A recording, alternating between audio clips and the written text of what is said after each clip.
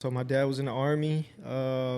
We probably lived in probably 7 different states, and moved every 2 to 3 years. Yeah. So I had to adapt quickly.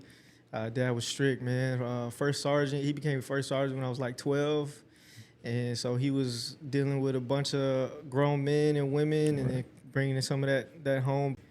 But it also came with its downs. Like my dad would be gone a lot of times. Like he would leave for months at a time, and then of course when he deployed, 6 months to a year. So and then my mom had a hard time raising a young man. So just things like that. And so you feel like your mom had a hard time raising you as a young man. I feel like it wasn't.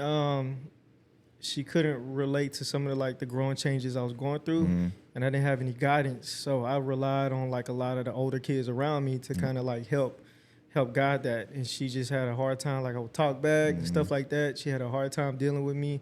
I'm bigger at this point. Her whoopings really don't affect me. Yeah. I just had to act like I was, was hurt. Had to act like it was hurt. So you don't get beat to sleep. Yeah, so I don't get beat to sleep, or she don't get tired because it really did hurt much. So Yeah.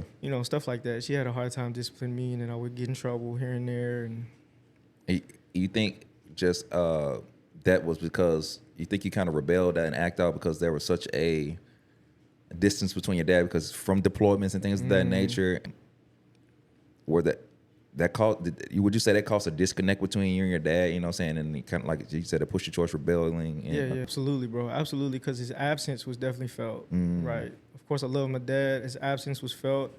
He wasn't there to like guide me through my emotional stages and like growing through puberty, things like that. So it was, it kind of had to rely on other influences. Right. So, the people around me, and they were pretty much dadless too, because the majority of kids on base had dads. And when my dad deployed, their dads deployed. Right. So we just did what we did. We saw what we saw on TV. We kind of try to replicate that. And, a lot of that stuff just kind of helped us. I mean, it raised us.